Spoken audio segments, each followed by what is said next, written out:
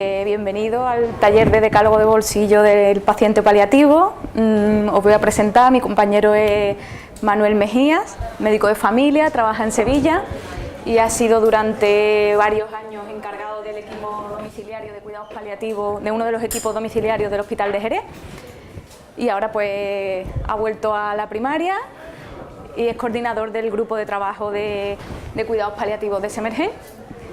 Y participa también en el grupo de dolor, ¿no?, de Semergen. Y yo, que soy María José Castillo, médico de familia también, trabajo en San Lucas de Barrameda, en la zona de Cádiz, y bueno, también pertenezco al grupo de trabajo de cuidados paliativos de Semergen. Este taller esperemos que está enfocado básicamente para el médico de familia, que está un poco solo, un poco a lo mejor en una zona en la que los equipos de cuidados paliativos domiciliarios a lo mejor no llegan porque no tienen cobertura, porque no hay en esa zona, ¿no?, disponible.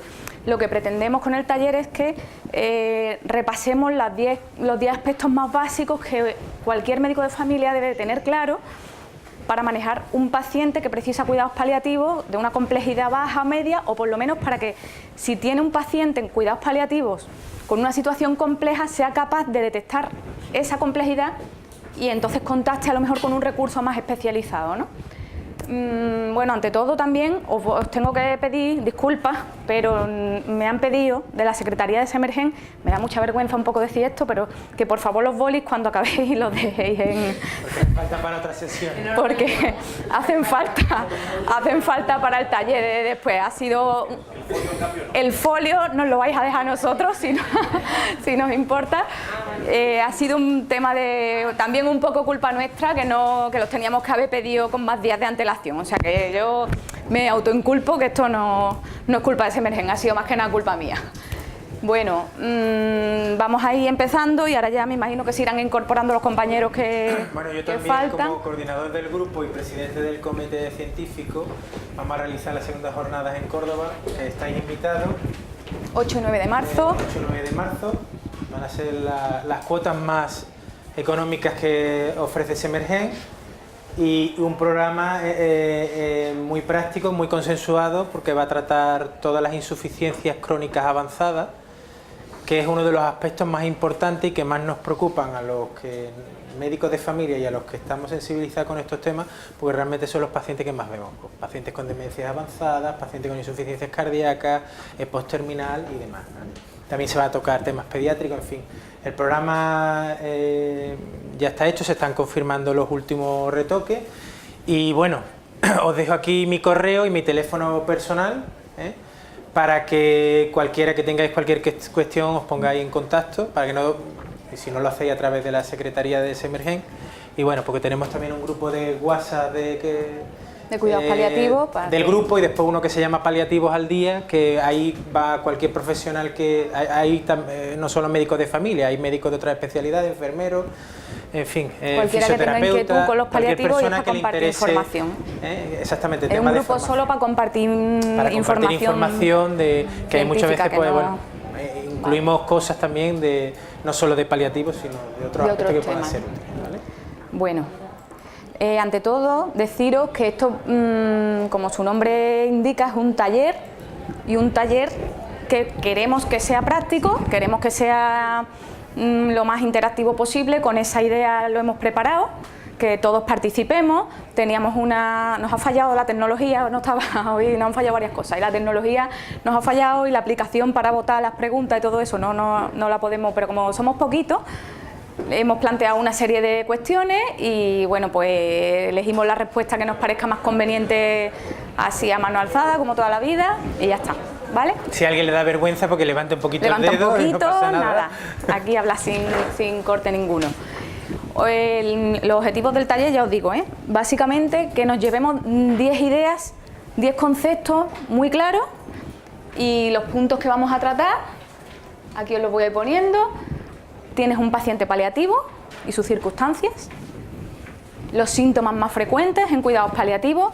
Cada uno de estos puntos es objeto en sí de un taller, de un curso y de muchísimas horas de formación, ¿vale? Pero bueno, vamos a intentar que no se nos escape nada de lo más importante.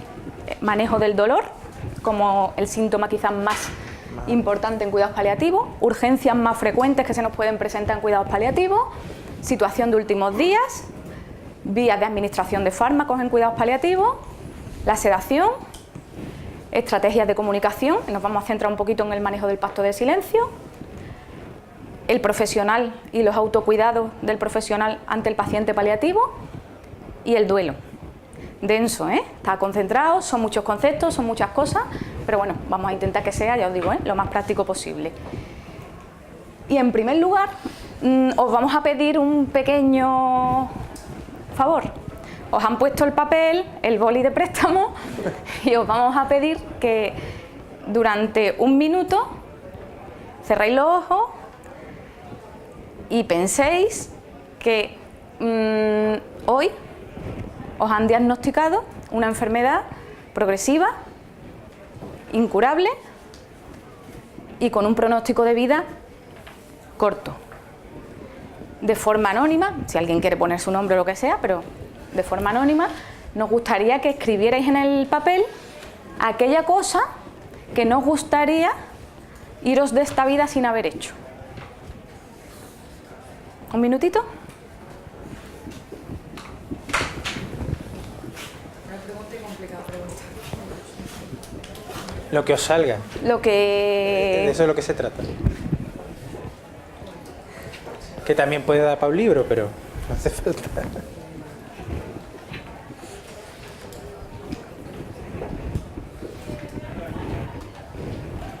Yo me voy a permitir coger un folio también.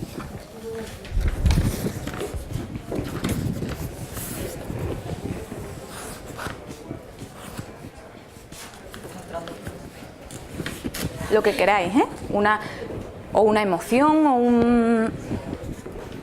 Pero si puede ser algo que digas, pues yo, si esto me pasara hoy, no me gustaría irme con este sueño.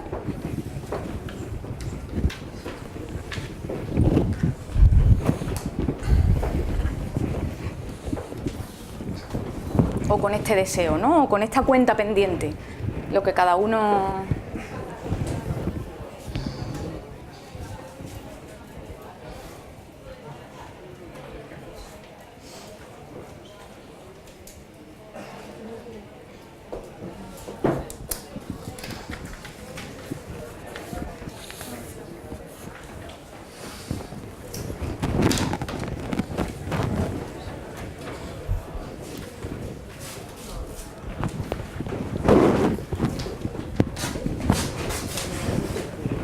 El que lo tenga, si queréis, me lo vais... Encima ahorráis papel, qué bueno soy. Me lo vais dando.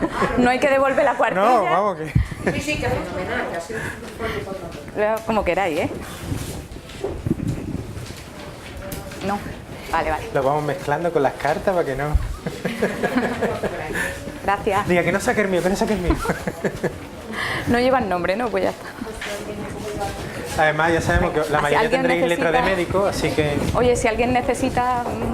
La mía sí se reconoce. Vale. Va en blanco. Qué bien, cómo estáis... Vale, vale. Cómo estáis mentalizados con lo del ahorro, cómo nos tiene, Cómo se nota que somos No te médicos de preocupes. familia aquí. Pasa, pasa. Hola. Hola. Ya. Mira, te cuento. Sí. ¿Tienes folio? Si no, te dejo papel. Coge. Esto es como coger.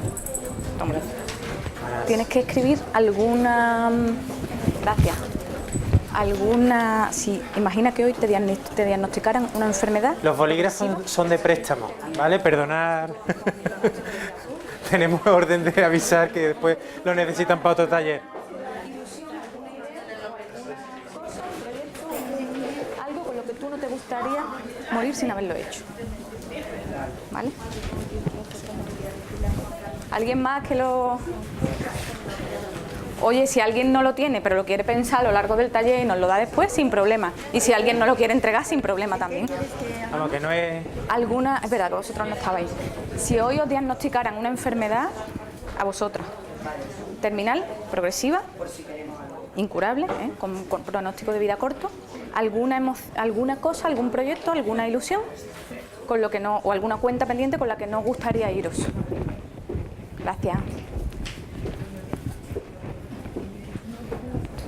Falta, venga, un minutito para que no se nos vaya mucho el tiempo.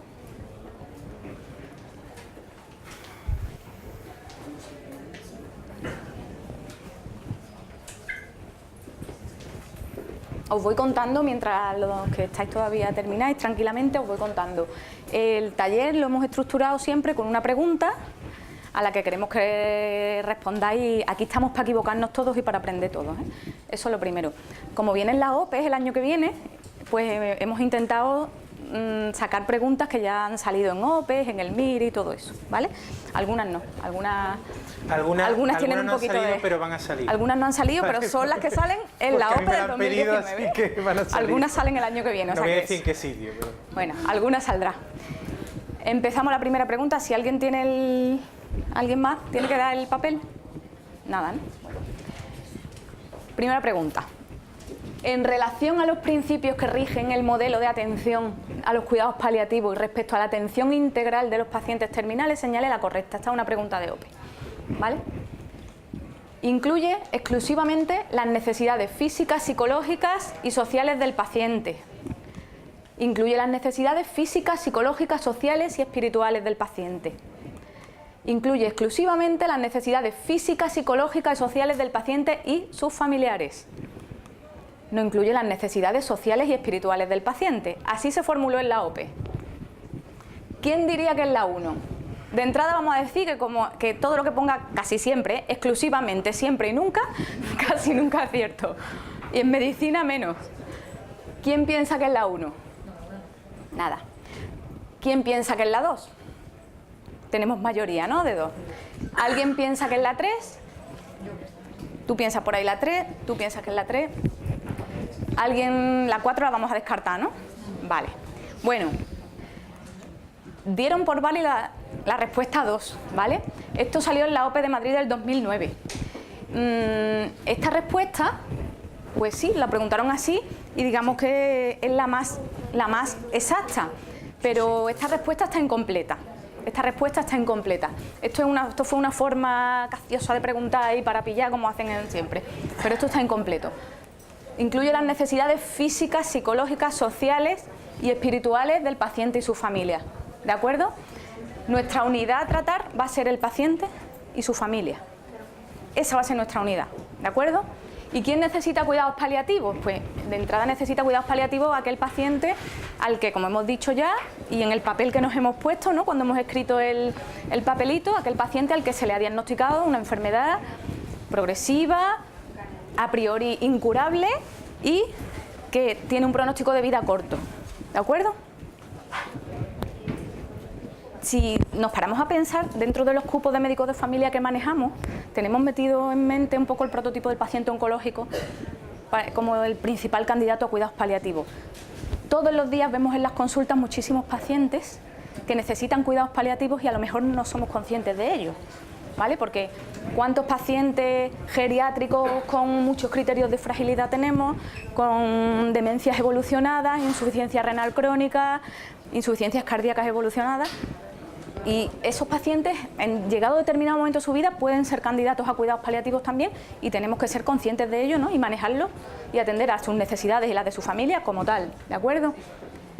¿Y qué valoración tenemos que hacer? Pues siempre vamos a tener que hacer una valoración integral y una valoración que va a tener que ser dinámica porque la situación del paciente va a ir cambiando desde que se le diagnostica como paciente candidato a cuidados paliativos hasta que fallece, ¿no?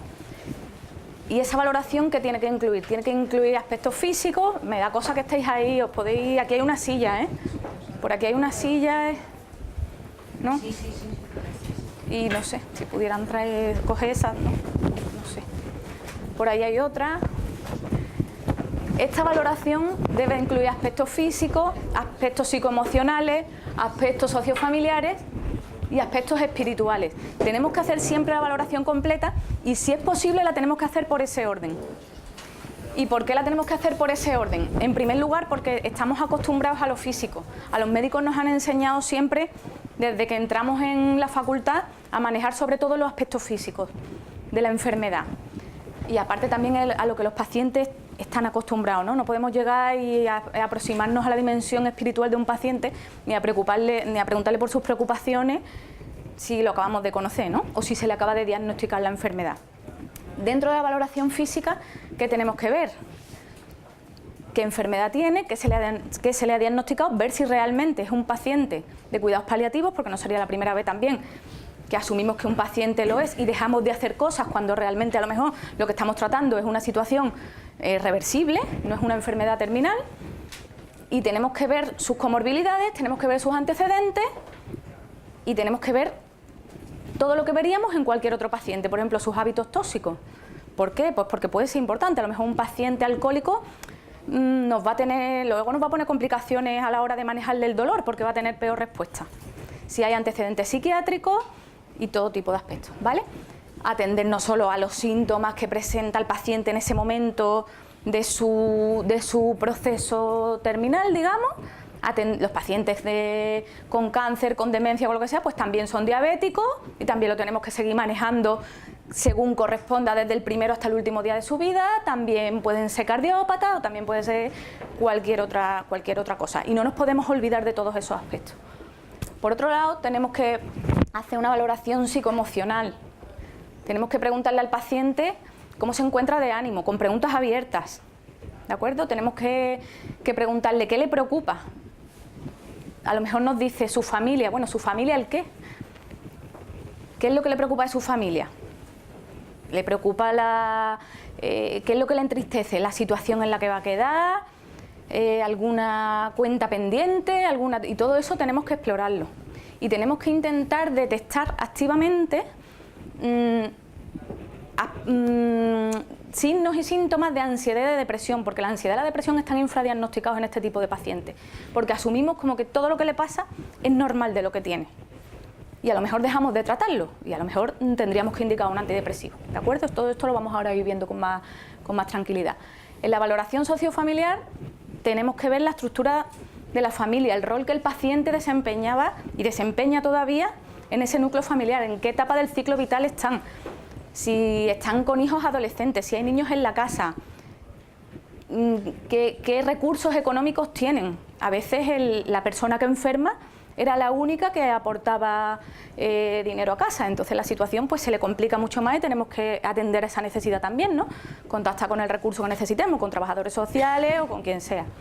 Y finalmente, pues una valoración espiritual.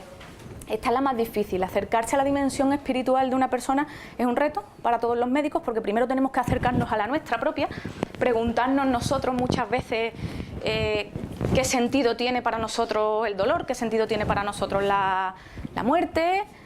Y una vez que nosotros hayamos hecho este ejercicio, y por eso también en parte os hemos pedido que reflejarais en el papel lo que sentíais y lo que queríais hacer si os hubieran diagnosticado a vosotros la enfermedad, pues una vez que nosotros nos hemos metido en ese papel, estaremos más preparados para hacer una escucha activa y para acercarnos de forma empática a ese paciente hasta el final de su vida.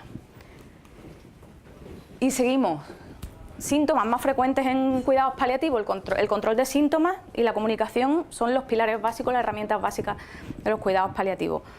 Se puede hablar de control de síntomas horas y horas y horas. Aquí vamos a nombrar los más importantes, si alguien quiere, o los más frecuentes, los más prevalentes que nos vamos a encontrar los médicos de familia, si alguien quiere preguntar cualquier otra cosa, ¿vale? Cualquier otro síntoma, cualquier otro tratamiento o algún caso que se le haya dado, que lo pregunte, ¿de acuerdo? De entrada os digo, y como generalidad, que todos los síntomas en cuidados paliativos, o casi todos, van a ser multifactoriales. Todo se puede deber a muchas causas. Y que lo primero que tenemos que hacer es evaluar antes de tratar. Antes de llegar, o si estamos de guardia, si lo atendemos de urgencia y atendemos a un paciente con vómitos, a un paciente paliativo con vómitos, primero vamos a preguntarnos por qué vomita, ¿no? Que eso a veces se nos olvida. Bueno, como es paliativo, como que ya es normal que tenga vómitos, es normal que esté estreñido, es normal que esté haciendo un delirium. Vamos a preguntarnos siempre si hay causas reversibles. Siempre que haya una causa reversible de un síntoma y se pueda tratar, sin unas medidas desproporcionadas para la situación, lo vamos a tratar. ¿De acuerdo? Pregunta, a ver, El tratamiento de la disnea, vamos a empezar con lo respiratorio, ¿vale? El tratamiento de la disnea de causa no reversible en un paciente con una enfermedad terminal, ¿qué fármaco consideraríamos de primera elección? Aquí lo vais a hacer bien, igual que el anterior. Opioides por vía oral o parenteral, corticoides, tú no ves conmigo, ¿no? Benzodiazepina o fenotiazina. ¿La 1? ¿Quién dice la 1? La 1, ¿no? Oye, son fáciles, ¿eh? Tenéis ya OPE del País Vasco, ¿eh? Tenemos la OPE del año que viene ya aquí resuelta todo. Bueno, pues de los síntomas más frecuentes respiratorios que existen en un paciente paliativo, sin duda, el más prevalente y el que más nos agobia es la disnea, ¿de acuerdo? La disnea, como ya os he dicho, puede ser multifactorial y es fundamental también las medidas no farmacológicas en este caso, como en todo, ¿eh? Hay que tranquilizar a la familia porque crea mucha angustia, hay que tranquilizar al paciente, que el paciente siempre se sienta acompañado, en una posición confortable, que esté cómodo. Muchas veces llegamos a las casas y el paciente está con disnea y está acostado, tapado hasta aquí, la ventana cerrada, en otros sitios no, pero en Andalucía hace un calor que no veas, al ambiente cargado, y entonces pues primero vamos a mirar todas esas cosas, porque muchas veces con eso y con una buena explicación ya vamos consiguiendo muchas cosas. Siempre que haya una causa reversible, que haya un componente obstructivo, pues a lo mejor vamos a tener que indicar un corticoide, broncodilatadores. Si hay una neumonía que empeora la disnea, vamos a tratar con un antibiótico, salvo que sea a lo mejor ya una situación de últimas horas y a lo mejor no esté indicado. Sus nebulizaciones, lo que haga falta. Oxígeno, nadie va a preguntar por el oxígeno. La oxigenoterapia está indicada cuando existe hiposemia y no siempre los pacientes responden. Más que nada es un poco, depende de la respuesta que el paciente dé. Si mejora su disnea, se le puede dar. No nos olvidemos que la disnea es algo subjetivo, ¿vale?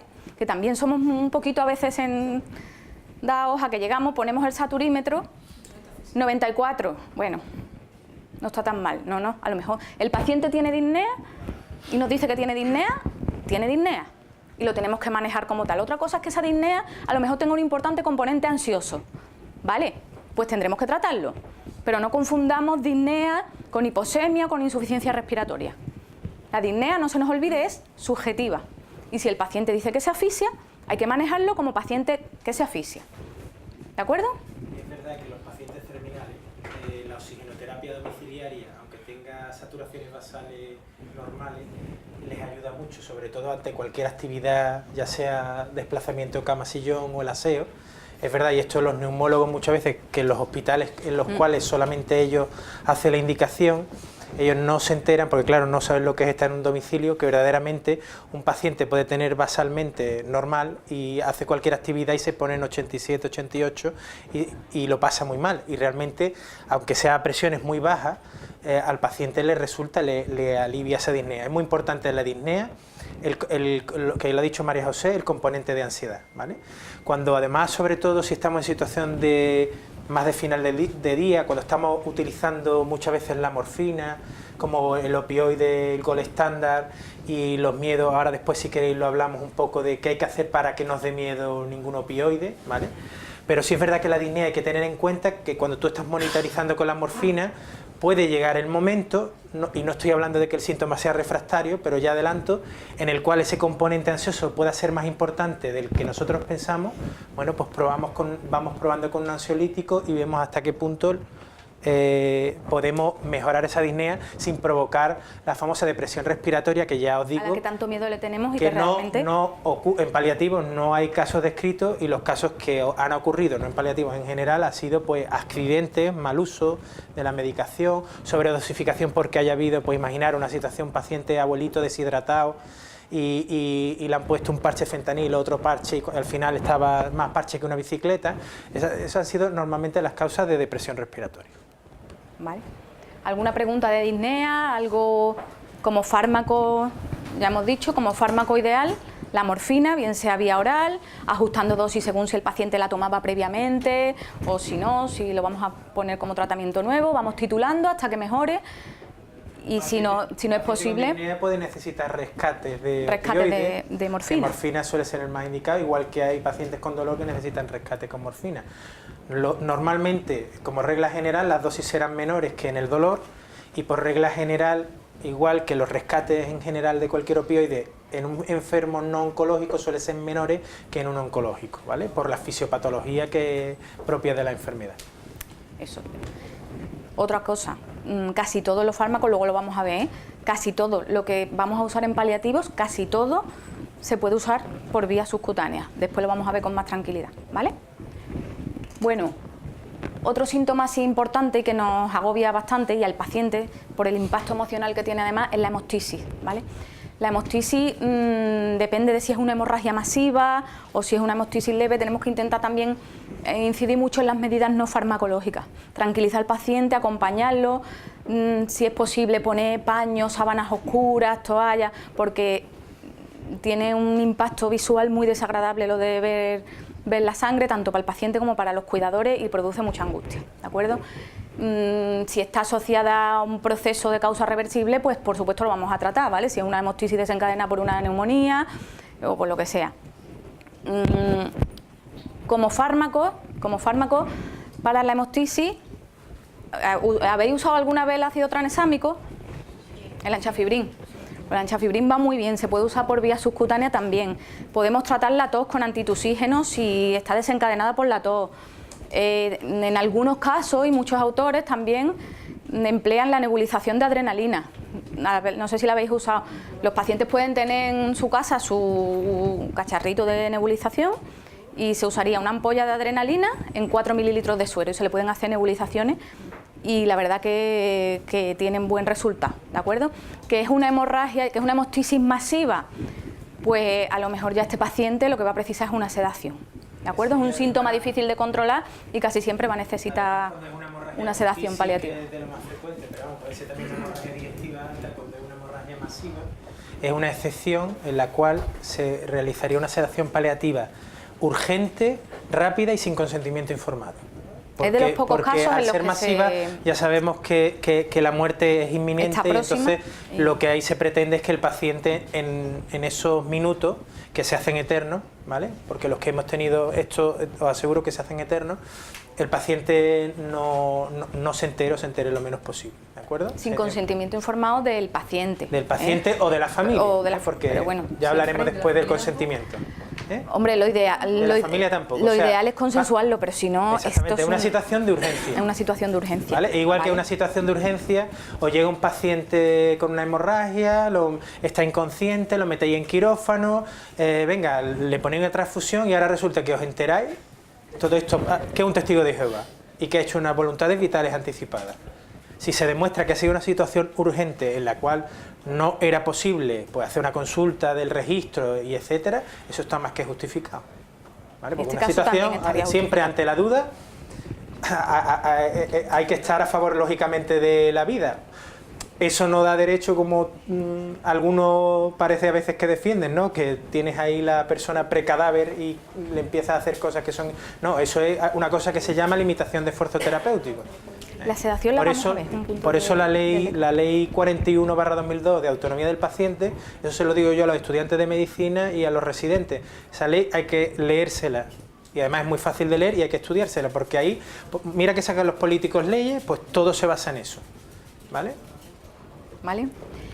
Y bueno, ya como último síntoma respiratorio, los estertores, ¿vale? Esto es súper frecuente también ya en la situación de últimas horas. También hay que hacerle ver a la familia que es más angustioso para ellos que para el propio paciente. Eso se debe al acúmulo de secreciones respiratorias en el árbol bronquial y da mucho... En cada parte de España le llamarán de una manera. En Andalucía tú llegas y te dicen, es que está con la olla de caracoles, ¿vale? Te lo dicen así. Y es muy desagradable. Pero está escrito en los libros también. Sí, también. Pero bueno, como allí somos muy folclóricos, como los andaluces somos muy folclóricos, pues verdad, le dicen la olla de caracoles, ¿verdad? Somos así. Los podemos tratar con buscapina, que es lo que casi todos los médicos de familia tenemos disponible, o el que disponga o pueda contactar con el hospital o con el equipo paliativo o lo que sea, de escopolamina, pues incluso un poco mejor, porque además atraviesa la barrera hematoencefálica un poquito más sedante, ¿de acuerdo? Por vía subcutánea en principio. Hombre, si hay vía oral disponible, siempre que se pueda usar la vía oral, luego lo veremos vía oral. Si no, y esto suele ser más una situación ya de último día, no hay que aspirar, ¿vale? Esto es otra preocupación muy importante de la familia. No le podéis sacar, no solo no ayuda y además no vamos a llegar bien, sino que además empeora la situación, aparte de que es muy desagradable para el paciente el hecho de aspirarlo. De efecto, como pasa muchas veces con ciertos procesos con los corticoides que hace rebote, pasa igual, va a los dispositivos de urgencia, es verdad que mejora y puede mejorar un rato y después aquello. Y verdaderamente yo me he encontrado pocos casos, pero he llegado a encontrarme gente que los estertores son tan enormes que, bueno, empieza a salirle por la boca y por la nariz. O sea, un poquito a lo mejor cavidad oral tal, pero que no es lo ideal. Si aunque la familia presione, ¿eh? Aunque la familia en cuidados paliativos casi siempre suele presionar para esto, para que coma y para que lo hidratemos. Porque a nosotros nos puede preocupar lo que queramos, nos puede preocupar el dolor, nos puede preocupar con qué fármaco lo vamos a sedar, si tiene voluntades anticipadas, pero las familias quieren que coma y que esté hidratado. Y entonces hay que explicarlo, ¿vale? Bueno, nos vamos con otra pregunta. Síntomas digestivos. Esta es buena, ¿eh? Respecto a un paciente oncológico al final de la vida al que valoras por estreñimiento, ¿cuál de las siguientes afirmaciones os parece falsa? La etiología suele ser multifactorial, enfermedad de base, fármacos, tal. En pacientes muy deteriorados puede producir distensión abdominal, náusea, inquietud y estado confusional. En caso de impactación fecal puede ser precisa la utilización combinada de tacto rectal y enemas de limpieza. O como tratamiento médico solo están indicados los laxantes formadores de masa combinados con dieta rica en fibra. Falsa. La 4, ¿no? Ni preguntamos por las otras, ¿no? Vale. Esta salió en Andalucía, en el 98. Bueno, pues a pesar de que salió, y todos lo tenemos aquí, parece que lo tenemos tan claro, esto es un error muy común. Esto es un error muy común entre muchos médicos de familia. Que no come, que está estreñido, que está... Una cosa es que el paciente queramos prevenir el estreñimiento y otra cosa es que el paciente ya esté estreñido. Y lo vamos a manejar de distinta manera y ahora lo vamos a ver. Y otra de síntomas digestivos. ¿Qué? ¿Tú querías preguntar algo? Otra de síntomas digestivos. En un paciente en situación terminal con vómitos inducidos por la utilización de opiáceos, ¿cuál sería el tratamiento de elección? Metoclopramida, domperidona, haloperidol o butilbromuro de ioscina. ¿Alguien dice metoclopramida? ¿Domperidona? ¿Haloperidol? ¿Buscapina? ¿Por qué? ¿Y los que no dicen nada? ¿Qué? Efectivamente. Vale, ahora lo vamos a ver también. Los que no dicen nada, bueno, pues, en fin. Bueno. Pero también es verdad, perdón. Ay, que me he ido a la... Esta salió en Galicia. Lo bueno a veces de cuando se leen las preguntas y se nota quién la ha hecho, porque yo puedo saber en Galicia quién ha puesto esta pregunta. Es verdad, es verdad. No es incorrecto dar a lo mejor la metoclopramida tampoco, o la domperidona, porque claro, es lo que ha dicho antes muy bien María José. Las náuseas y los vómitos, un paciente puede estar utilizando opioides y a lo mejor las náuseas y los opioides no son, perdón, las náuseas no son secundarias a los opioides, que también puede ocurrir. Es que todos los síntomas que tenga el paciente, o la mayoría, van a ser multifactoriales. Una de las cosas que busca paliativo es que el haloperidol realmente es el as que tenemos. Nosotros tenemos varios ases y quizás yo diría que el as estrella es el haloperidol, porque vale para las náuseas, vale para el hipo, vale hasta para el tenesmo rectal en algunos casos. Bueno, por supuesto para el delirium, vale para casi todo, casi parece un corticoide, ¿no?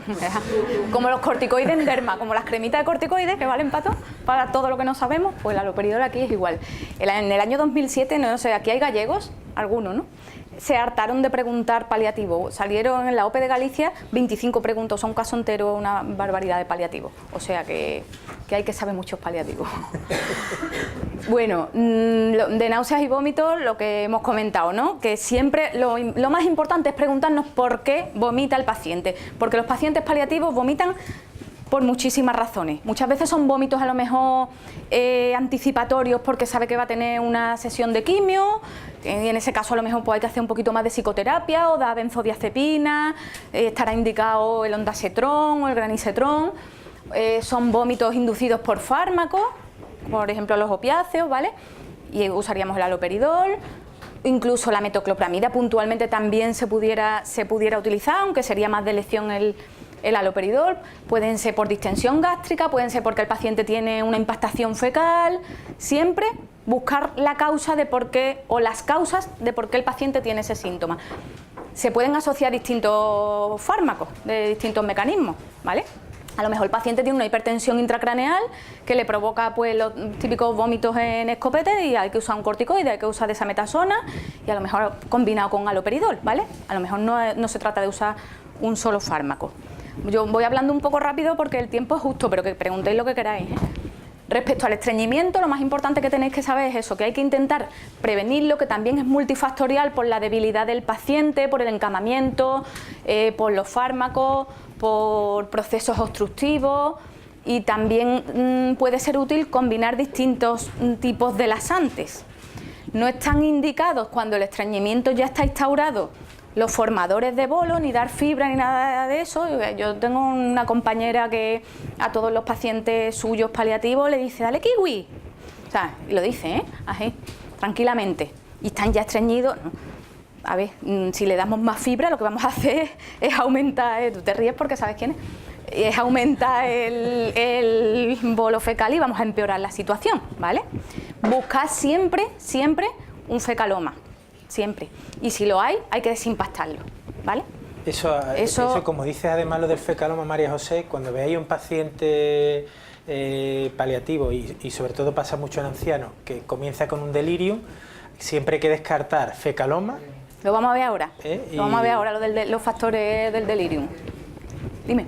La disfagia, sí. En el hospital últimamente están haciendo gastrostomías con el PEC y no sé cuál es el criterio de tratar esto. Depende de por qué el paciente tiene la disfagia. También no es lo mismo una disfagia de causa neurológica que a lo mejor una disfagia por un tumor esofágico o por un tumor en cavidad oral.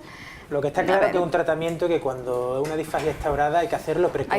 Y ahí hay que valorar tener muy claro el pronóstico del paciente. Si el paciente está en una situación muy avanzada o incluso que a veces lo hemos visto, se ven cosas claro, así. Depende de la calidad en una que situación tenga. de último es verdad día, que 95 años son 95 años, pero ya quizás más que el criterio puramente cronológico, que es importante, es que yo tengo abuelos de 92 años que vienen a mi consulta. Claro. Vienen a la consulta, entonces... No lo he dicho, no se me ha pasado decirlo, pero... Eso muchas veces hay que valorar el estado nutricional, hay que valorar pues eso, el pronóstico, una serie de cuestiones que los neurólogos normalmente eso no... Porque bueno, ya cuando ya no hay que mandar tratamiento específico, ellos lo dejan puesto, sí, pero no, que después lo tenemos que quitar nosotros. No, voy a aprovechar porque se me ha pasado decirlo al principio, pero lo digo ahora porque mira, ya que ha salido, además te agradezco la pregunta porque no quiero que eso quede sin decir. Cuando hacemos la valoración integral del paciente, una de las cosas que tenemos que hacer, aparte de valorar síntomas y tal, es una valoración funcional, ¿vale? Existen 1000 escalas, tenemos que ver, y sin escalas a lo mejor, pero hombre, si podemos usar el índice de Karnofsky, si lo podemos hacer bien, perfecto. Pero incluso si no queremos manejar una escala, hay que ver si ese paciente es autónomo para sus actividades básicas de la vida diaria, para sus actividades instrumentales, porque tenemos que intentar a toda costa que el paciente sea autónomo el máximo tiempo posible dentro de su proceso, porque eso le va a dar calidad de vida. Eso le va a dar calidad de vida. Entonces, como muy bien dice Manolo, no es 95 años, 95 años, ¿cómo está? ¿Cómo está el paciente? En la toma de decisiones médicas facultativas es muy importante el pronóstico, ¿vale? De hecho, nosotros, uno de los talleres que llevamos 5 años ahí dando caña, es uno que va solamente de factor de estimación de pronóstico, porque claro, es que dependiendo del pronóstico, tú a lo mejor le haces esa PEG o no se la haces, pero es que muchas veces es verdad, y esto va por moda. Va por moda, no sé si lo sabéis, pero estuvo la moda de la sonda nasogástrica, ha pasado en algunos sitios también y esto va muchas veces por la moda de, por ejemplo, de ante cualquier paciente se le sonda, que hemos pasado ya muchas veces al contrario, y hay pacientes que al final de la vida a veces hay que sondarlo porque esa descompresión, aunque tengan una oligoanuria o incluso anuria, es sintomática para ello, y entonces para descomprimir tenemos que sondar. Muchas veces eso los servicios de urgencia no lo entienden. Pues mira, si tienes dudas, es que la única forma, lo siento, de saberlo es sondando. Es que a lo mejor sondando y haciendo esa descompresión quitamos un globo vesical y a lo mejor quitamos un delirium que está empezando. ¿Vale? Claro, para eso hay que tocar mucha barriga. Claro, es que al paciente hay que explorarlo. Que toca mucha barriga. Al paciente hay que explorarlo y al paciente hay que ponerle el fonendo incluso en una situación de agonía, porque a lo mejor están empezando los estertores, todavía no son muy llamativos para la familia, si los podemos ir tratando ya. Sí, ya hay cierta evidencia, vamos, y llevamos ya muchos haciéndolo mucho tiempo, que efectivamente lo que dice ella, que podemos prevenirlo y mejoran. Claro, ¿vale? O sea que al paciente explorarlo siempre. Siempre, el hecho de que lleguemos, estamos de guardia, yo insisto mucho en el tema de las guardias porque como yo hago guardia, todos los que hacemos guardia sabemos lo que pasa, que tú llegas, te dan un aviso, 4 de la mañana, paciente paliativo, entonces tú vas a decir, bueno, a poner un rescate o a no sé qué. Hay que explorarlo siempre, ¿vale? Porque muchas veces son causas reversibles y si son causas reversibles hay que tratarlas, y si es porque lo que buscamos es aliviar el dolor y el sufrimiento y dar calidad de vida. ¿Vale? Y muchas veces se puede hacer, lo que pasa es que hay que buscar cómo hacerlo, ¿de acuerdo? Bueno, ya por último os cuento así de digestivo, la obstrucción intestinal, también hay que buscarla, esto es un tema complicado, también hay que tocar muchas barrigas, hay que hacer tactos rectales, hay que ver si hay heces o no hay heces en la ampolla rectal, ¿vale? Porque un paciente a lo mejor con dolor cólico, que está empezando con náuseas, al principio un curso así insidioso, intermitente, que empieza solo con un dolorcillo de retortijones, unas náuseas, que está estreñido, ¿qué tal? A lo mejor está empezando un cuadro de obstrucción intestinal. Hay que tratar el dolor. Para tratar el dolor de la obstrucción intestinal se puede usar el cloruro mórfico, y para los vómitos el haloperidol, el comodín, como dice Manuel, cuando no sepáis muy bien qué usar, el haloperidol es siempre va a ser casi siempre una buena opción, ¿de acuerdo?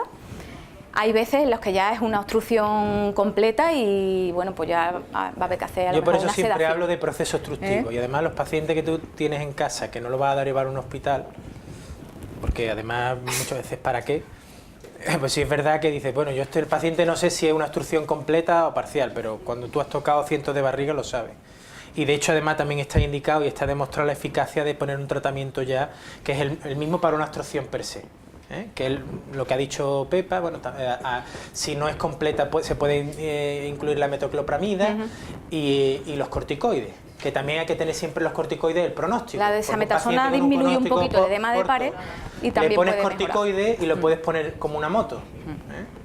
Y la metoclopramida, si la vamos a usar en fases muy iniciales, ¿vale? Y siempre reevaluando si empeora o no. Si vemos que el paciente empeora del dolor cólico cuando la estamos usando, retiramos y nos pasamos al haloperidol, ¿vale? Ahora, si es una obstrucción ya que prácticamente completa, lo tenemos claro, mejor optar en primera opción por el haloperidol, ¿de acuerdo? Bueno, y cuidado de la boca, esto es importantísimo, prevenirlos y tratarlos desde el primer momento que vemos al paciente hasta los últimos minutos de vida, diría yo, ¿vale? Se le puede dar mucho confort al paciente y mucho bienestar con hidratándole la mucosa, haciéndole una buena higiene. Hay veces que vamos a las casas y a lo mejor porque el paciente está encamado, come poquito y tal, porque por desconocimiento a lo mejor la familia pues ha obviado lo que es la limpieza de los dientes, de la boca y todo eso, y crea mucho malestar, ¿vale? Lo más frecuente es que haya boca seca por los fármacos, los opiáceos, la mitristilina también da mucha sequedad de boca, estomatitis, por radioterapia, por inmunodepresión en los casos de SIDA, ¿vale? Las candidiasis también son súper frecuentes, se pueden hacer enjuagues con nistatina, con bicarbonato, incluso decirle al paciente que se lo trague, pero es algo de lo que tenemos que estar muy pendientes y buscarlo y preguntarlo desde el primer momento hasta los últimos minutos de vida. Muchas causas de ¿vale? disfagia y muchas veces la caquesia a lo mejor viene porque el paciente o la anorexia no come porque es que, entre otras cosas, y ahora lo veremos, porque es que tiene una estomatitis que es imposible que coma, ¿vale? Le produce tanto dolor que no puede comer. Bueno, seguimos. En pacientes con pronóstico de vida superior al mes estaría indicado tratar la caquesia con desametasona, con acetato de megestrol, con complejos vitamínicos y minerales. Esto también es muy andaluz, ¿eh? Lo de las vitaminitas, allí somos muy de vitaminitas. O con metoclopramida. Pronóstico de vida superior al mes. ¿Quién diría desametasona? ¿Nadie? No sé, ¿alguien diría? Yo lo voy a decir. ¿Tú lo vas a decir? Venga. ¿Alguien diría desametasona? Estamos ahí, las vitaminitas las vamos a dejar, ¿no? Y la metoclopramida parece que no. Estamos entre la 1 y la 2, ¿no? Bueno. En el País Vasco dieron por bueno el acetato de megestrol y en principio, ¿vale? En principio, con un pronóstico de vida superior al mes, usaríamos esto. ¿Por qué? Pues porque en un pronóstico de vida inferior a un mes prácticamente no va a dar tiempo a que el paciente note los síntomas, ¿no? Pero bueno, ahora lo vemos. La astenia, la caquesia, la debilidad, la anorexia, eso aparece en el 90 y muchos % de las enfermedades terminales, no solo oncológicas. Aparece en el SIDA, aparece en las demencias muy evolucionadas, la insuficiencia cardíaca en fases muy avanzadas también puede aparecer, ¿vale? Esto tiene mucho impacto también emocional en la familia porque además en nuestra cultura lo del comer es muy importante, ¿eh? Y el aspecto físico, de hecho tenemos metido en la cabeza la idea de que qué mal aspecto, qué mala cara. ¿Cuento la metáfora de la vaca que le cuento yo a los pacientes? Cuéntala, sí. Cuéntala. Vale. Y yo bebo a la agua. familia, porque verdaderamente le angustia mucho... Toma. Le angustia mucho ese tema. Yo le explico que hay fases de la enfermedad en la cual, aunque el paciente pudiese tragar y se comiera una vaca todos los días, su cuerpo no lo iba a asimilarlo, no iba...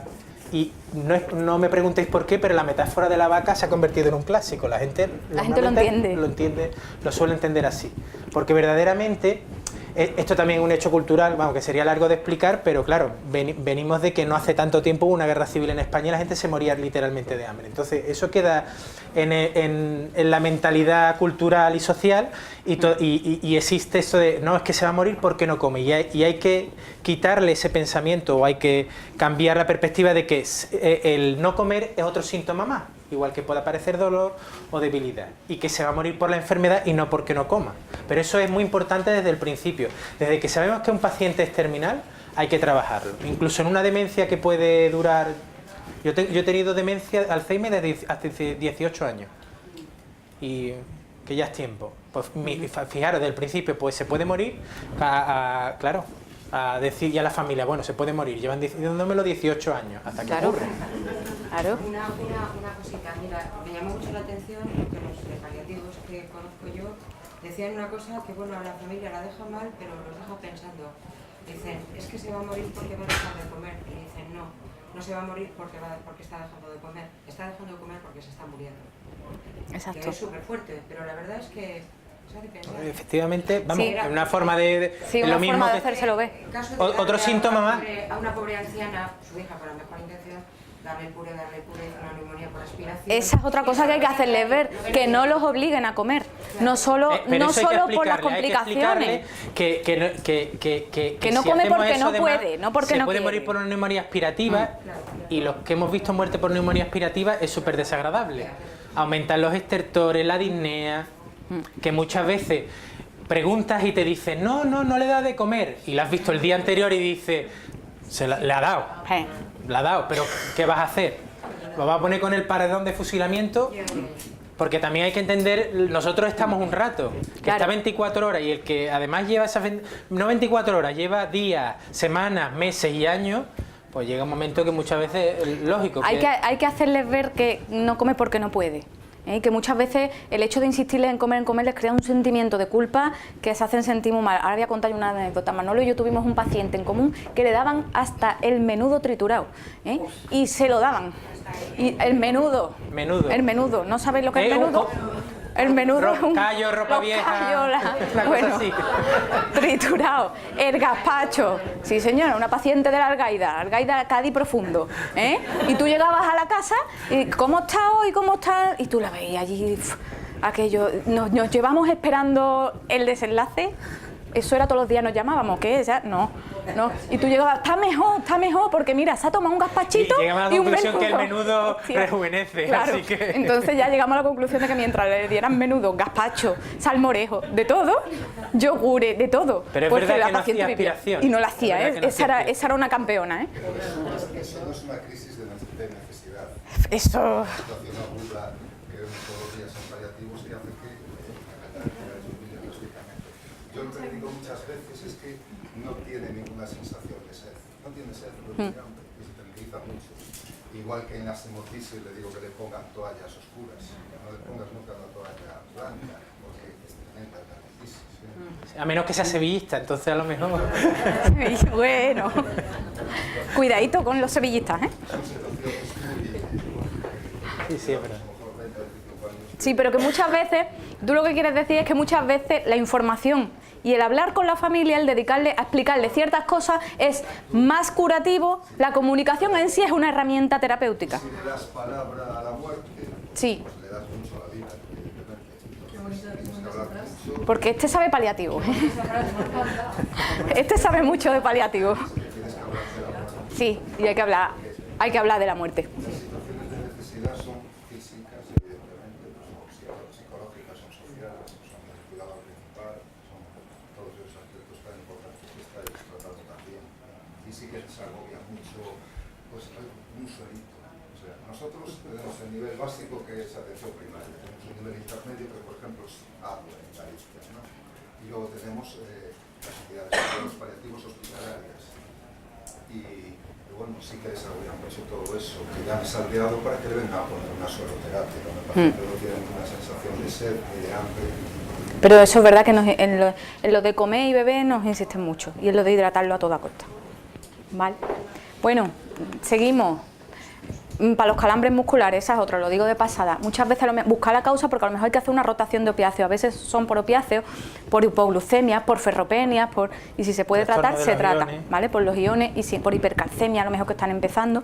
Y si vamos a tratar el síntoma, diazepam, clonazepam o midazolam, ¿vale? Digo porque muchas veces también las familias consultan por eso. Última pregunta de síntomas y ya vamos corriendo, vamos que nos vamos. En un paciente en cuidados paliativos a quien se le diagnostica un cuadro de delirium, ¿qué fármaco emplearías en primer lugar? Diazepam, cloruro mórfico, haloperidol o midazolam. En primer lugar. ¿Todo el mundo haloperidol? ¿Sí?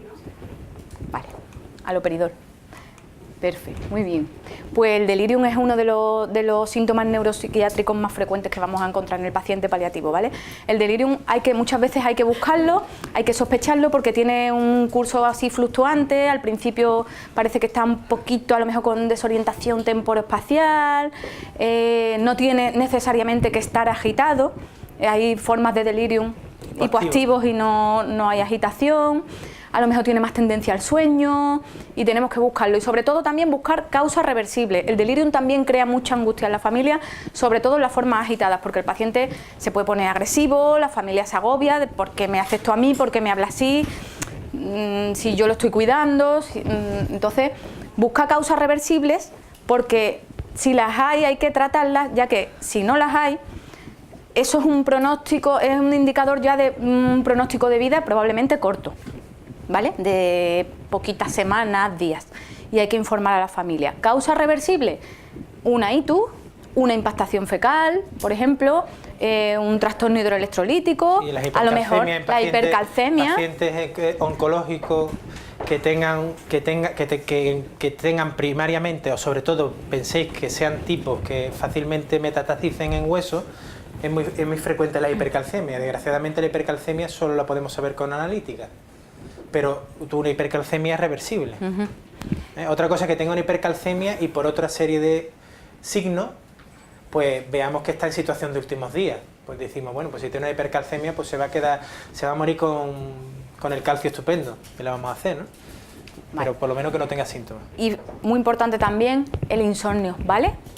El insomnio hay que intentar siempre tratarlo porque quita mucha calidad de vida no dormir, tanto para el paciente como para la familia, porque de noche las cosas se ven muy negras, la noche es muy traicionera, confunde, y además que el paciente que no duerme va a sentir más dolor, su umbral del dolor baja, va a estar más irritable, va a estar más nervioso, la familia va a estar agotada, la calidad de los cuidados va a empeorar mucho. Y lo tratamos pues en general como trataríamos el insomnio a lo mejor en cualquier otro paciente, ¿no? Si es un insomnio de conciliación, a lo mejor hay que ponerle un zolpidem, o si está con vamos a poner un antidepresivo, pues a lo mejor la trazodona, que es más sedante, la mirtazapina o la mirtazapina también, ¿vale? Buscar el insomnio, preguntarlo y tratarlo en el paciente y en el cuidador, ¿de acuerdo? Y depresión y ansiedad, lo que os he comentado antes, buscarlo, porque muchas veces lo infradiagnosticamos, ¿vale? Nos vamos al dolor. Pues tú sigues, tú no. Tú me has dado a mí ya. A mí me gusta que las mujeres lleven el mando, lo siento. Ya, ¿qué vamos a hacer? Un paciente que a pesar del tratamiento analgésico con opiáceos pautado por dolor crónico presenta crisis de dolor irruptivo, ¿cuál de los siguientes analgésicos se recomienda como rescate? ¿Vale? Amitriptilina, fentanilo transmucoso oral, oxicodona o tramadol. ¿Quién dice amitriptilina? Nadie, ¿verdad? No. ¿Fentanilo transmucoso? O, bueno, fentanilo. ¿Oxicodona? ¿Alguien diría oxicodona como rescate? ¿Tramadol? Se puede utilizar. Hay pacientes, ya hay el estudio de Davis que es buenísimo, que con más de 1000 pacientes europeos, que demuestra que hay gente que la morfina de liberación rápida, Sebredol, la marca, ¿vale? Para que nos entendamos, hay pacientes que es el fármaco que mejor le va, porque tarda sus 10-15 minutos en empezar a hacer efecto y coincide justo con el ciclo, digamos, el tipo de curvita que tiene para el dolor ese paciente, pues el paciente es el que necesite. Hay pacientes, por ejemplo, que pueden necesitar, si tienen episodios de dolor irruptivo muy intensos, y de determinada cinética, a veces hay que utilizar el fentanilo y una oxicodona, 2 tipos de fentanilo, porque sabéis que el fentanilo más rápido es el nasal. Esta cayó en Aragón, ¿vale? Dieron por buena el fentanilo transmucoso. Toma, que voy pasando. Os dejo con el experto en dolor. Sí. Siempre, cuando preguntan esto los estudiantes de medicina, ahora que caen en mis manos, pobrecitos, pero que le doy caña porque es verdad que en dolor siempre, los que estamos sensibilizados en dolor, vamos a decirlo así, pues, y sobre todo si mis amigos los anestesistas, que yo también he trabajado mucho con ellos, pues hacen una cátedra, dices tú, bueno, pues entonces mis consultas serían de un n igual a 1, ¿no? Porque me puedo llevar 5 horas para evaluar un dolor. Entonces, al final siempre, en realidad no es tan difícil. Entonces, como preguntas clave, lo primero es saber si estamos ante un paciente oncológico o no oncológico. Recordar que los pacientes oncológicos, un 33% de su dolor es de origen no oncológico.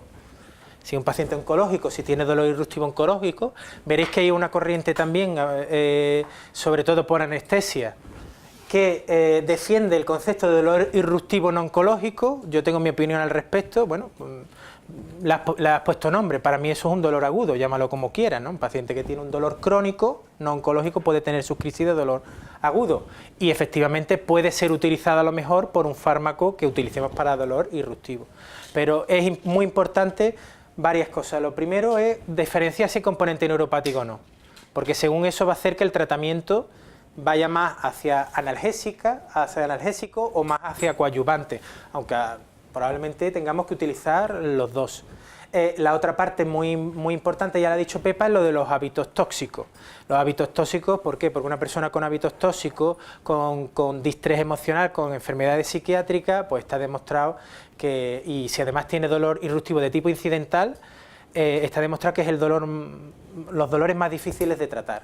Y siempre es muy importante la comorbilidad, porque pensar que podemos utilizar un analgésico o un coadyuvante que nos sirva para varias cosas. Si ese paciente, como decía Pepa, realmente tiene un pronóstico de vida, por ejemplo, de meses, vemos realmente que está deprimido y tiene un dolor neuropático, oye, pues vamos a probar con un coadyuvante. Imaginaros una amitriptilina, por decir algo, ¿vale? Y muy importante siempre, y esto sí que preguntaron a los pacientes qué tratamiento han hecho en toda su vida.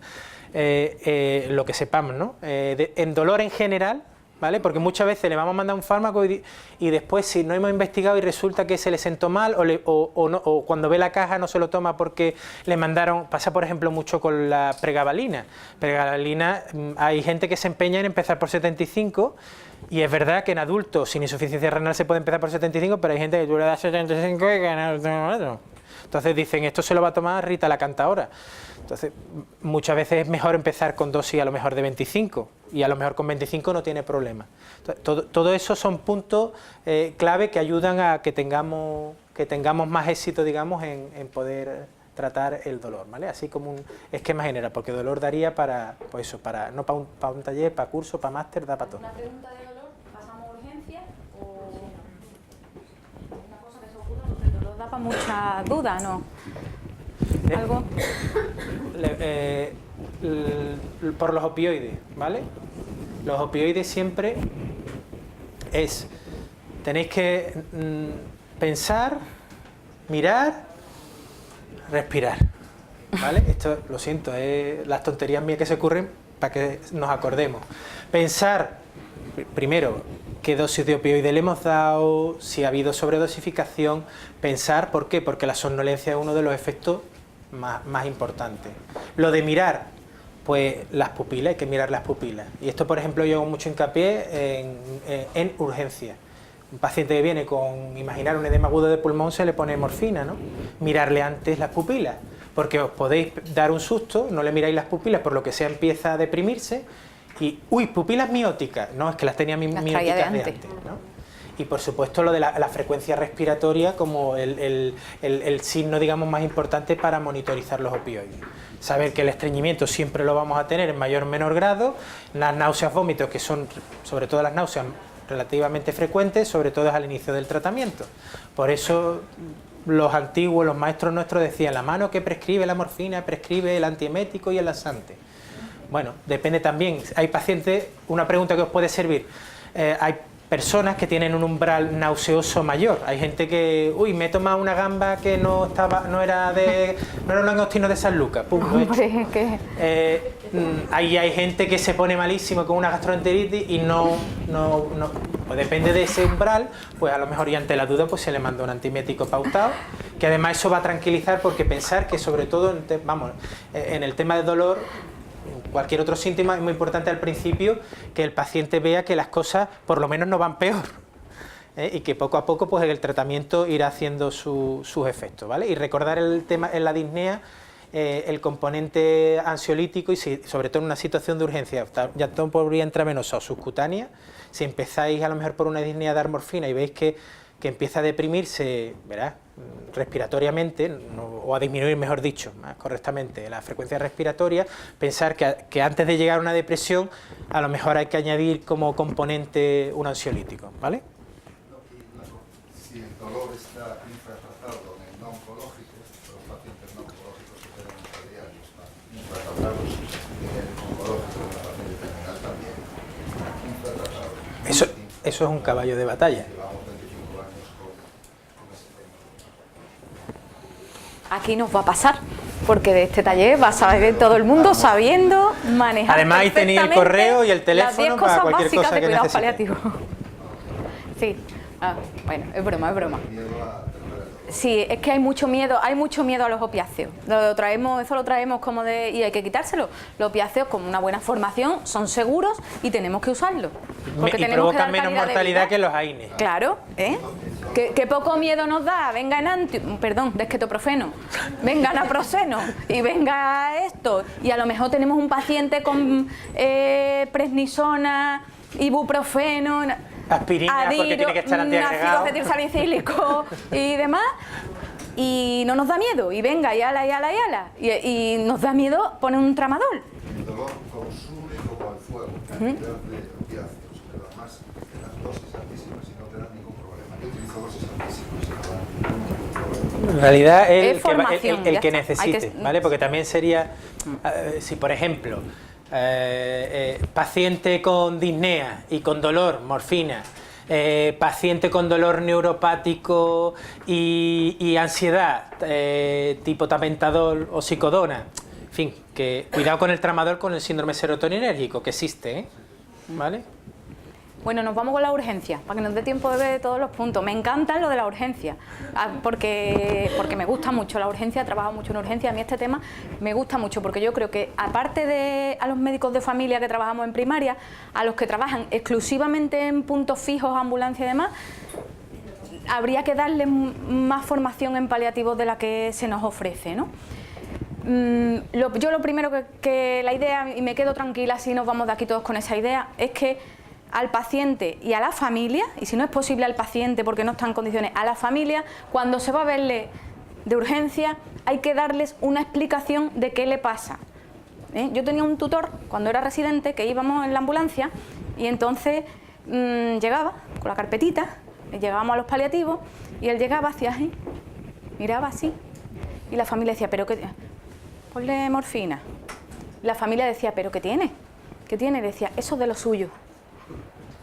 Eso es de lo suyo. De lo suyo. ¿Lo suyo qué es? Lo suyo es su padre, su hijo, su marido, su hermana, es una persona. Lo suyo no existe en medicina. Hay que dar una explicación. Otra cosa es que depende de la situación ya evolutiva en la que esté el paciente, a lo mejor todo lo que se debería hacer o se podría hacer ya no es conveniente hacerlo, ¿de acuerdo?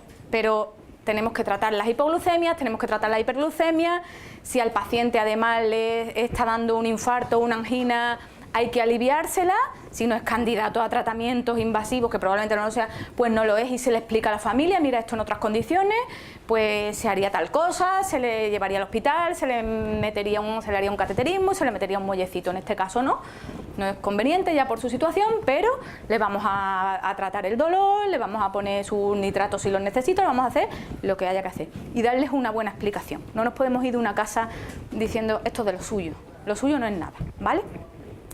Dicho esto, a ver, la familia de una paciente de 62 años con cáncer de mama y metástasis pulmonares nos llama, estamos de urgencias y nos llama porque presenta dolor de unas horas de evolución a nivel dorsal medio con irradiación hacia ambos costados y además tiene sensación de adormecimiento y debilidad en ambas piernas.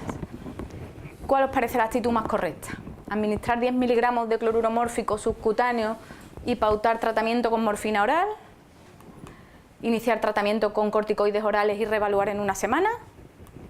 ¿Considerar que se trata de una urgencia médica y derivar al hospital? ¿O derivar de forma preferente a oncología para tratamiento con radioterapia? A ver, ¿quién diría administrar cloruro mórfico subcutáneo? Bueno, ¿qué pensáis que puede tener? ¿Qué pensáis que tiene? Una metástasis, un aplastamiento vertebral. Probablemente una compresión medular, ¿no? Vale. ¿Quién administraría analgesia en casa? No la tomaba ya. Sí la tomaba porque, bueno, tiene un cáncer de mama con metástasis, vamos a presuponer, esto es una pregunta de la OPE también, ¿eh? Así salió, ¿eh?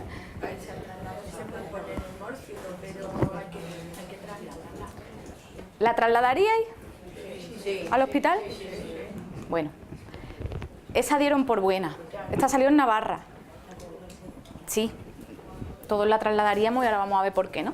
También un poco depende, esto como todo, en qué situación está el paciente, porque es que incluso las urgencias de paliativos que no se nos pueden pasar de ninguna manera, que son la compresión medular neoplásica, la hipercalcemia, el síndrome de vena cava superior, la verdad que la incidencia ha disminuido mucho en los últimos años con los tratamientos y tal, pero bueno, tampoco se nos debe de pasar. Tenemos que detectarlas pronto porque de su correcto manejo y de tratarlas pronto depende mucho la calidad de vida del paciente. No es lo mismo si no tratamos una compresión medular en una paciente que a lo mejor aunque tenga un cáncer de mama y una metástasis, pero camina perfectamente por su casa y tiene todavía autonomía para una serie de cosas, no es lo mismo que se mantenga así hasta prácticamente a lo mejor el final de sus días a que se quede parapléjica, porque no la hemos detectado. Entonces, mucho cuidado, por ejemplo, en la compresión medular, porque es que es un dolor, bueno, es que un dolor, no va a tener dolor si tiene metástasis, no va a tener dolor con lo que tiene, si está encamado, si además tiene 70 años y tendrá su artrosis, si además tiene 3 hernias de disco que ya la familia ya sabe que las tenía de antes, vamos a valorarlo, ¿vale? No se nos debe pasar una compresión medular, es más frecuente en la zona dorsal, también puede aparecer en la cervical, en la lumbar, está muy asociada con tumores, por ejemplo, con mieloma, con mama, colon, pulmón, ¿vale? Metástasis ósea, de próstata, buscarlo, ¿vale? Siempre buscarlo. Otra urgencia que no se nos debe pasar es la hipercalcemia tumoral, y la hipercalcemia hay que buscarla porque al principio da una serie de signos y de síntomas muy tontorrones. Entonces, empieza el paciente con un poquito de náusea, un poquito de somnolencia, un poquito a lo mejor de calambres musculares, se va poniendo más letárgico, pueden aparecer vómitos, da una sintomatología muy variada y muy inespecífica y que realmente es que se puede deber a cualquier otra cosa. Entonces, pensarla. En caso de que detectemos o sospechemos una hipercalcemia tumoral, habrá que mandar al paciente al hospital a que se le haga una analítica, ¿no? Si tiene un calcio por encima de 10,5, pues habrá que tratarlo. Se trata hidratando al paciente. También se pueden usar fármacos en algunos casos ya más severos, como el zoledronato, intravenoso, los bifosfonatos y todo eso, ¿vale? Sobre todo hidratar al paciente. Si el calcio, si trabajamos en una urgencia hospitalaria, a veces si tienen unos niveles de calcio por encima de 13, incluso es criterio de ingreso hospitalario, ¿vale? Buscar la hipercalcemia, la compresión medular y el síndrome de vena cava superior. Este nos suena más a todos, ¿no? El paciente está congestivo, tiene el edema en esclavina, empeora de su disnea, se le nota mucho la circulación colateral abdominal, ¿vale? Y también hay que tratarlo con oxígeno, con cloromórficos, con corticoides, y en algunos casos se puede usar radioterapia paliativa, ¿de acuerdo? Esto es lo más importante de urgencia y por supuesto la hemorragia masiva. ¿Se podría tratar sí. unos 3 días, por ejemplo, con dosis saltales de dexametasona, el síndrome de conversión medular, por ejemplo, y evaluar a los 3 días? Porque tú decides de ir al hospital. Claro, es que depende también. Por ejemplo, claro, es que depende de la situación tú del puedes paciente. hacer una analítica a un paciente hoy y tenerla mañana, pues en un momento dado lo puedes hacer en domicilio. Pero él dice la compresión, ¿no? Sí. Dice la compresión. La compresión. La compresión medular. La compresión medular. Un bolo de desametasona de 16-20 miligramos, puedes hacerlo. Y eso es una de las cosas que vamos concienciando más a las urgencias hospitalarias. Si me apuráis, de todas, la más urgente. Porque de hecho una de las preguntas por las cuales alguien podría tener dudas en la pregunta anterior es que si tú, de hecho en algunos sitios funciona así, los oncólogos radioterapeutas suelen ser gente muy apañada, no tiene nada que ver con los oncólogos médicos, y si hay una buena relación, yo he tenido la oportunidad de pacientes de llamar por teléfono, mira que tengo un paciente con sospecha, y un día por la mañana y a las 24 horas ya le están radiando y ya se le ha hecho todo y a lo mejor no ha tenido que estar ingresado. Es que ya depende del circuito que podamos utilizar, pero desde luego ante la duda, o sea, quizá digamos de todas, si me apuráis, la más urgente. Porque el diagnóstico además es a través de una resonancia. Se queda parética la persona. Claro, ahí dice, bueno, y aquí viene el comentario típico, bueno, si se va a morir, sí, pero a lo mejor se muere muy pronto o se lleva 2 meses. Y no es lo mismo llevarte 2 meses parapléjico que 2 meses en el que a lo mejor hasta 2 días antes de morir tú seas capaz de ir al sillón y sentarte con tu familia a comer. Responde muy bien a los corticoides y a la radioterapia. A bolos altos de desametasona responde muy bien, ¿vale? Pacientes de 62 años con cáncer de mama y metástasis que han sobrevivido 20 años. Por eso, siempre... Claro, siempre hay que intentar tratarlo. Otra cosa es que tú veas al paciente, como tú bien planteas, a lo mejor ves al paciente en una situación ya que el paciente ya estaba encamado previamente, o incluso una situación que tú ves próxima ya casi de últimos días, y lo detectas y bueno, a lo mejor dices, pues en este caso concreto, pues valorando pros y contras, vamos a intentar poner, siempre y cuando tú además estés disponible para reevaluarla en 24 horas y en 48 horas, depende si es un paciente tuyo de tu cupo o si es un paciente al que atiendes de urgencia. Podría ser, si la situación lo permite, explicándolo a la familia, podría ser, pero lo ideal si lo sospechamos, es trasladar a urgencias a ese paciente. ¿De acuerdo? Situación de últimos días. La atención adecuada en los últimos días de la vida debería incluir, aquí buscamos la incorrecta, ¿vale? La falsa. Facilitar la atención en un ambiente tranquilo, respetando la intimidad y no facilitar la proximidad de familiares, amigos, puesto que provocarían más ansiedad, angustia al paciente. No agobiarlo, no agobiarlo. Valorar las necesidades psicológicas, religiosas y espirituales del paciente, su familia y sus cuidadores. compartir y consensuar objetivos y planes de cuidado, informar a la familia y a los cuidadores de la situación de muerte cercana y, en general, proporcionar información necesaria y adecuada a sus necesidades. Falso. ¿La 3? Ay, ¿quién ha dicho la 3? A ver, espera un momento. Ah, no. ¿Quién ha dicho que me voy? Espera. No, pero... Espera, Pepe. Deja. Ponla ahí. Porque pone la primera La y falsa. no facilitar. ¿Vale? Ahí Y está no el truco. facilitar. No facilitar la proximidad de familiares, amigos. Esa es la falsa.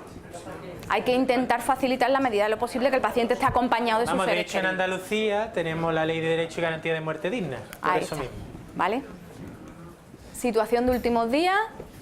Bueno, la Con la cuenta definición de Manuel. últimos días, no vamos a entrar en ello. Os voy a poner la escala de Menten, que sepáis que no todo el mundo que se muere por una enfermedad progresiva, incurable, una enfermedad terminal, no por muerte lógicamente aguda, es debido o va a cumplir todos los criterios de Menten.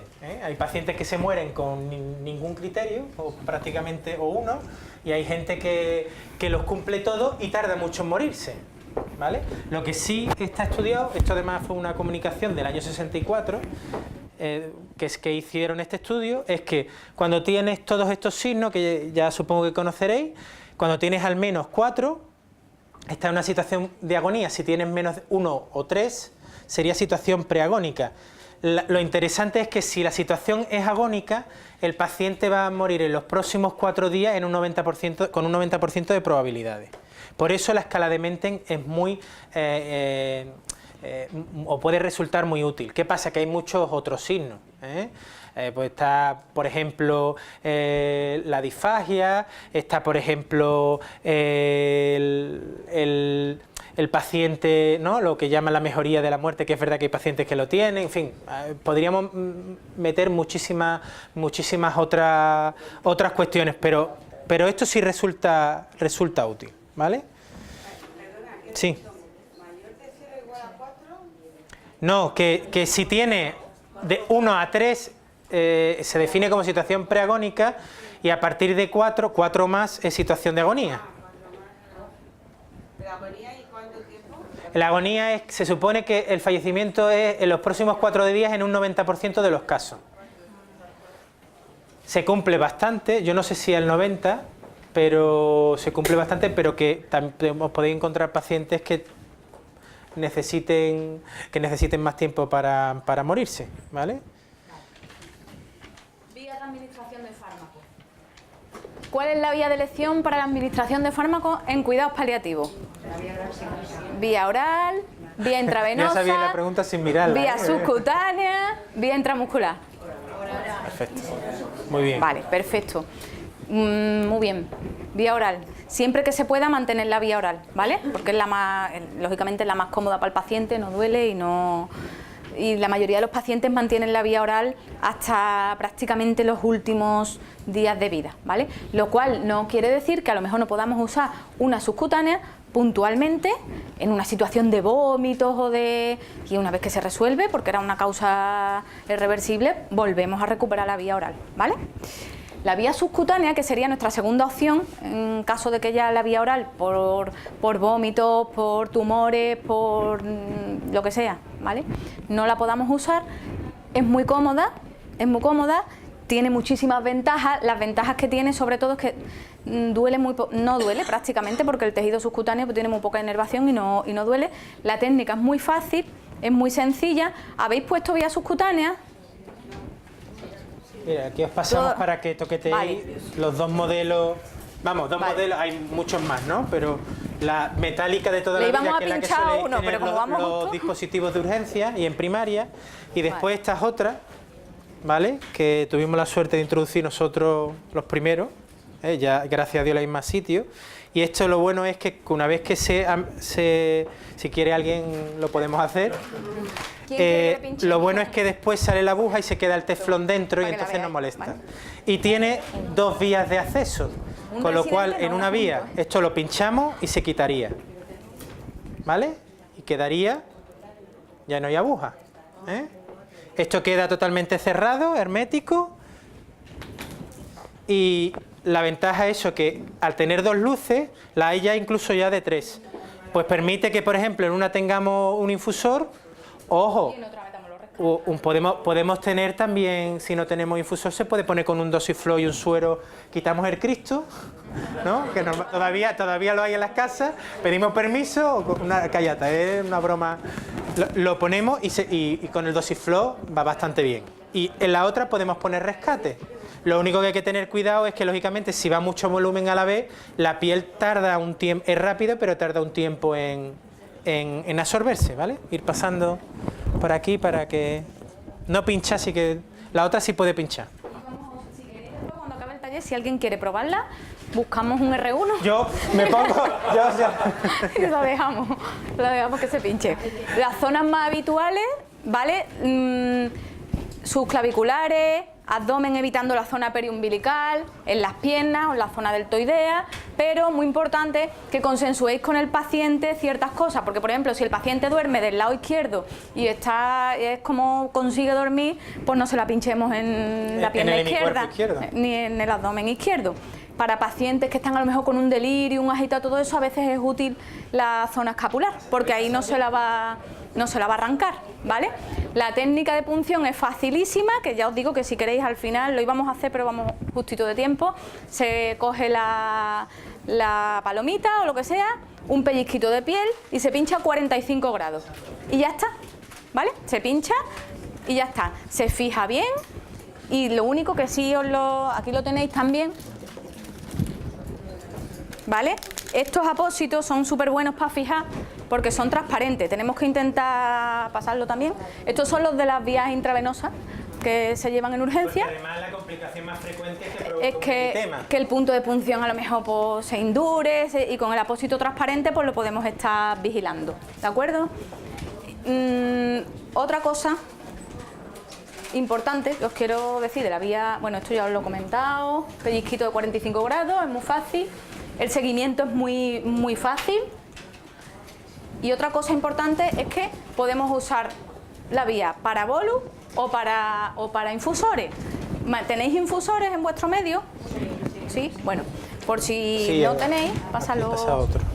Los que se usan, hay muchos tipos, pero los que se usan en primaria son esos que vais a ver, que son los elastoméricos, ¿vale? Los hay de distintos tamaños, los hay de un día, 3 días, 5 días, que suelen ser los más habituales. Son de un solo uso y permiten pues mezclar varias medicaciones y dejarla en el domicilio del paciente y se le explica a las familias y no tienen la familia no tiene que hacer nada, ¿vale? El infusor no tiene por qué tocarlo. Hay que instruir también a los servicios de urgencias, porque muchas veces parece que es que dejar un infusor es como dejar allí una cosa muy peligrosa.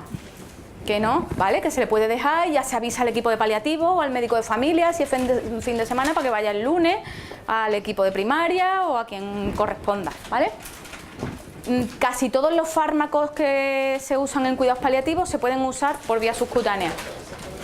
Aunque no todos tienen en ficha técnica la indicación de vía subcutánea, pero hay un amplio uso, hay consenso de su uso y hay mucha experiencia y se pueden usar con toda tranquilidad, vamos, ¿de acuerdo? El ketorolaco, el tramadol, la morfina, el midazolam, haloperidol, por supuesto la buscapina, la desametasona, ¿de acuerdo? Única cuidadito así, no debemos poner diazepam, la clorpromacina, bueno, pero no es aconsejable ponerla por vía subcutánea, y el metamizol, porque son muy irritantes, ¿vale? Y el diazepam además es muy oleoso y no precipita mucho, ¿de acuerdo? Mezclas de fármacos se pueden hacer muchísimas, lo único que la desametasona no conviene mezclarla. No conviene mezclarla, conviene usarla por otra vía, ¿vale? No pasa nada, se usa por otro lado. ¿Qué ha pasado? Se nos ha ido el... Bueno, ¿por qué? ¿Ya ha acabado el tiempo? No. Que se nos ha ido, a ver... Furosemida. Mira, la regla de las 4D. Diurético, desametasona, diclofenaco y el droal, que es el ketorolaco. ¿Vale? Esos son los 4 que no se deben administrar, que no se pueden mezclar. Perdón. Ni entre ellos ni con otros. No se debe. Yo he mezclado así de todo. Diurético, furosemida, dexametasona, diclofenaco, hidroal. Aparte de lo que ha comentado Pepa, ¿no? Pero esto, la regla de las 4D sirve para que son fármacos que podéis utilizar pero que no podéis mezclar, porque precipita. Se nos ha ido el yo no sé lo que ha pasado, pero bueno, que no pasa nada, que terminamos sin presentación. Aquí no... Sí. ¿El anchafibrín se puede poner por vía subcutánea? Sí, nosotros tenemos hecho estudios que le podemos poner 3 ampollas subcutáneas en 24 horas. ¿Se le puede poner? No, normalmente dependiendo, en un infusor siempre tienes que diluir. Es que los infusores van según la velocidad y el volumen que tengan. Entonces, dependiendo del volumen, hay veces que es que si tú pones una medicación, porque pongas mucho, por lo que sea, pues a lo mejor a veces en concreto no te hace falta más volumen. Pero normalmente el resto se debe de poner con suero fisiológico. Algunas veces se pone con glucosalino, pero bueno. Si no tiene bomba, dosiflo con un... ¿Dosiflo? ¿Qué dosiflo más o menos? Acordaros Sí, que hay los en todas infusores van partes, siempre ¿vale? a la altura del lugar de inserción o más abajo, al contrario que los sueros. Lo digo porque muchas veces llega, uy, ¿qué haces con el infusor ahí? Lo ponen ahí pensando que así no funciona y deja de funcionar. ¿Vale? Bueno, no sé por qué se nos ha ido, pero no importa, porque tenemos recursos para todo. Os leo la pregunta de sedación. ¿Cuál es? Pasamos a sedación, ¿vale? Vamos a ir un poquito rápido ya porque se nos está acabando el tiempo. ¿Cuál es el fármaco de elección para la sedación en cuidados paliativos? Esto lo hemos lanzado por los Twitter y eso, y aquí ha habido diversidad de opiniones. Midazolam, morfina, diazepam o propofol. El 40% de la gente a la que se le ha hecho la encuesta, no sé si os ha llegado la encuesta de Semergen, ha respondido morfina. ¿Vale? Vamos a ver. Si tenéis... vamos a empezar despacio. Si tenemos un síntoma refractario, al menos un síntoma refractario, que un síntoma refractario no es difícil, es un síntoma por el cual hemos hecho todo lo razonablemente en tiempo y forma y no lo hemos podido controlar. Y la única forma de controlarlo es disminuyendo el nivel de conciencia. Esa disminución del nivel de conciencia puede ser progresiva, puede ser más rápida, puede exigir una sedación intermitente, continua, suele ser más continua que intermitente, más profunda, más superficial. Cuando eso está, y eso hay que reflejarlo en la historia clínica, hay indicación de sedación paliativa. ¿Con qué se seda? Cuando hay delirium, el fármaco de elección es la levomepromacina. Para todo lo demás, Mastercard, midazolam. ¿Por qué no la morfina? La morfina es un fármaco que secundariamente provoca somnolencia. Si nosotros a un paciente que está con dolor o disnea le estamos poniendo morfina, y se queda tranquilo, eso no es un síntoma refractario, es un síntoma que ha sido controlado, que secundariamente, como efecto secundario, repito, de la morfina, puede estar la somnolencia. Además, acordaros que la somnolencia es un criterio de Menten, con lo cual se pueden asociar esos dos efectos. Pero nunca para sedar. Nunca. Para sedar o midazolam o levomepromacina. Hay casos a lo mejor que hay que asociarlo. Cuando esto no va, el fenobarbital. Que el fenobarbital yo lo he utilizado bastante porque se puede utilizar subcutáneo de una forma especial. Y ya después propofol, que yo tengo un caso que no sé si lo publicarán, ya creo que será para el año que viene, de un caso de sedación con propofol IV en domicilio. Eso es un anestésico y además tiene una vida media de 20 minutos. Ahí tuvimos que poner un amplio despliegue con los DECUS, médicos de familia, enfermería de enlace, de gestor de casos, para poder poner el propofol, claro. ¿Fue una bomba o fue una infusión continua? Una infusión continua, claro. Como Todo- idea todo- fundamental vamos a quedarnos Subcut. con midazolam y si hay delirium, Para todo lo demás, midazolam. ¿vale? ¿Eh? Si hay delirium le pongo Pero promacina. recordar eso. porque a lo mejor lo otro no lo tenemos Mira, disponible. conceptualmente o no. una cosa muy importante que insisto, ¿vale? Imaginaros que tenemos un paciente que está muy nervioso. Es relativamente frecuente que un paciente que se está muriendo, porque todo esto ocurre lógicamente más en los últimos días y horas de la vida, está muy nervioso, muy angustiado, mucho miedo, y empezamos a ponerle midazolam. Y podemos ver que llega un momento que no vamos a conseguir que se tranquilice a menos que con el mismo midazolam lo durmamos. ¿Me seguís el razonamiento? Sí. Con lo cual pasaríamos de un fármaco que estamos utilizando sintomáticamente para una ansiedad a tener que hacer una sedación paliativa con midazolam. Y eso hay que especificarlo. ¿Me seguís? Y es el mismo fármaco, pero utilizado para dos cosas distintas, ¿vale? Dosis, ahí depende también Luego mucho pasamos de la bibliografía, si queréis, la pasamos toda. Sí, y además eso yo tengo un Si libro dejáis hecho vuestro que correo, lo es pasamos. acceso libre en PDF y viene todo eso, ¿vale? Si queréis pasando por ahí por al eso he dado el y teléfono. ponéis vuestro correo y os la pasamos, ¿eh?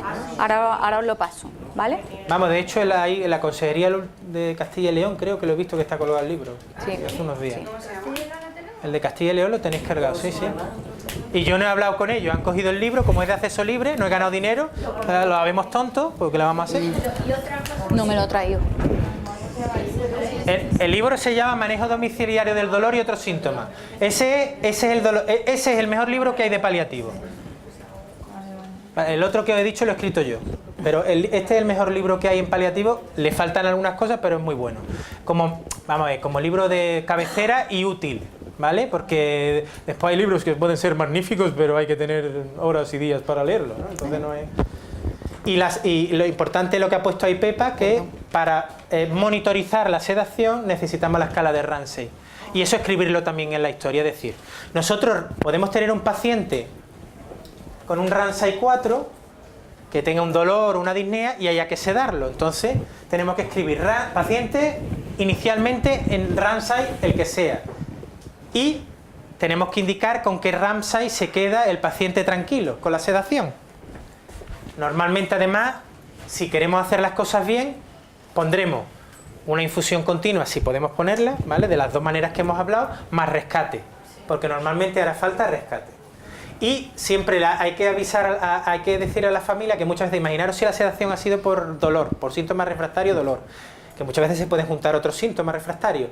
Muchas veces a lo mejor el paciente muestra una queja y a lo mejor no sabemos si es dolor o ¿qué hacemos? Pues según las circunstancias le dejamos dosis muy bajas a lo mejor a la familia para que ponga los rescates o ponga midazolam solo, o si es una familia que tenga muy buen manejo, pues a lo mejor es capaz de distinguir cuando a lo mejor tiene que usar la morfina y el midazolam.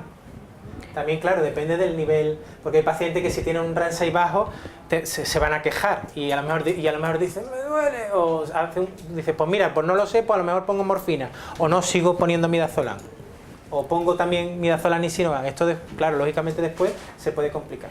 Al margen de esto, yo lo que quiero que nos quede claro también es que a la familia hay que avisarle. La comunicación es súper importante y la familia tiene que saber lo que va a pasar.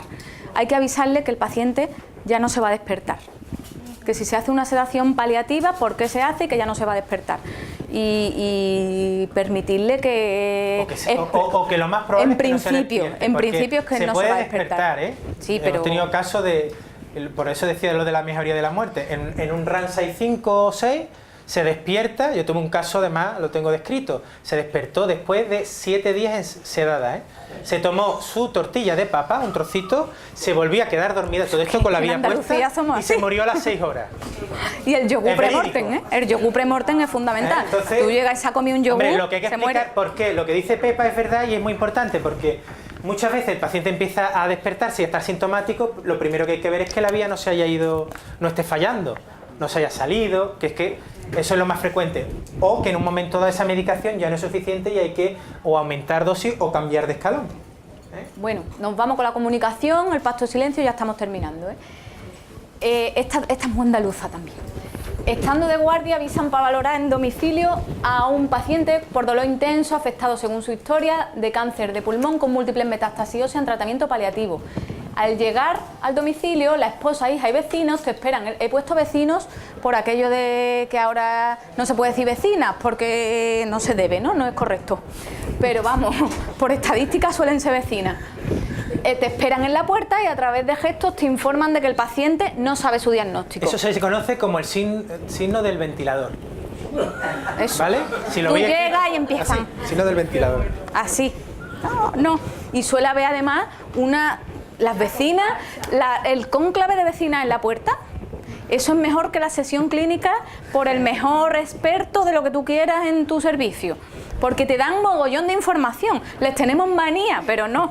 Hay que saberlas aprovechar. Porque tú entras y te dicen, qué lástima, nadie viene a verlo. Y ya tú te estás, qué dolor, pobrecito, está muy malo. Y ya tú entras muchas veces, para los que estamos de guardia, en la urgencia, y sabes, te va toda la información que te van a dar y te la han dado las vecinas.